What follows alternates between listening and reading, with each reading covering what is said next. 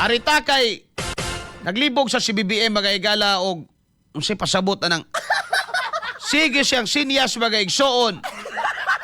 Murag ang iya pasabot Culbert man siguro. No?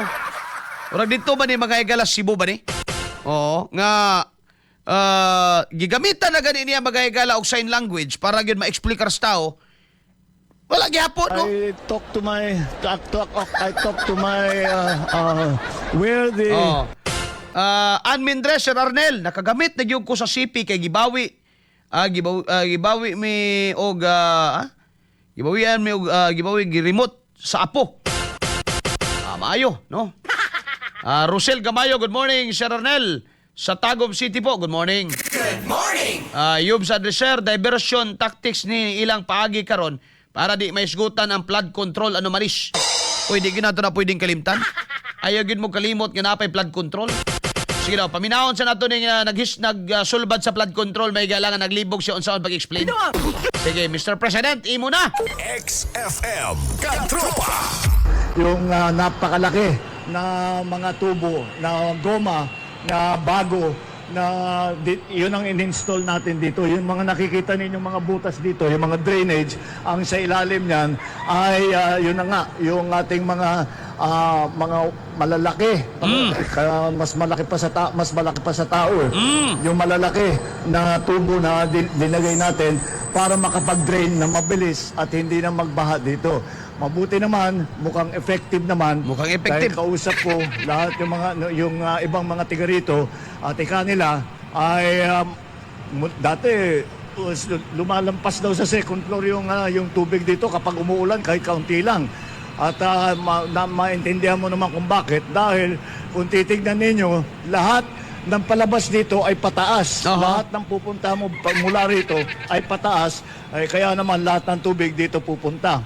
Kaya yung drainage importante at itong tubig na drain dito ay dinadala sa San Juan River.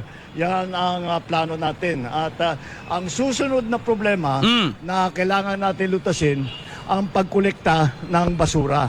Dahil ang nangyayari dito, pag pumapasok na yung tubig, dala yung basura, nababara na naman yung ating mga drainage. Kaya magpapatulong tayo sa local government, hihingi tayo ng tulong kay Mayor Joy at sabihin natin kung pwede ay gawa tayo ng sistema para tuloy-tuloy ang pag-declogging. Ginagawa na ng mga tiga rito, nagdi-declogging sila. Pero small scale lang. Sa dami ng basura, kailangan talaga meron tayong isang sistema para alam na natin kapag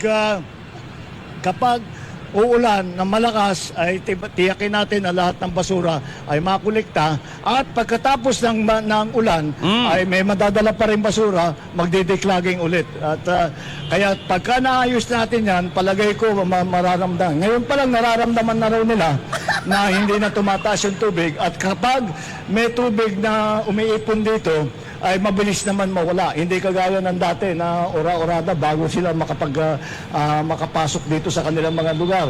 At lahat ng mga gamit nila na nasisira, lahat ng mga negosyo, nakikita niyo may mga sari-sari store dyan, may mga kung ano-ano mga maliliit na tindahan.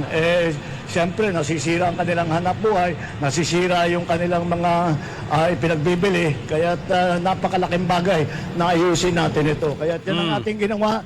Patuloy natin itong gagawin. At ito ay dito pa lang to, sa 1/2 pa lang ito, kalahati pa lang ito. Gagawin din natin yan dun sa kabila para talagang mabilis ang takbo ng tubig, mabilis ang paglabas ng tubig at hindi na mababaha rito sa G. Araneta Avenue dito sa Tatalon. Maraming salamat. Good morning. Alright, so mukhang mukhang effective naman. Kini po si Dison, ikaw may sekretary sa DPWH. Explain po daw sa term anang imburnal. Ayaw di kay pataka na lang na wara-wara pa yung tawag kamot na luoy na kay tanaw ng presidente. No? Luoy nga luod. Pero anyway, mukhang effective naman. Ayos lang.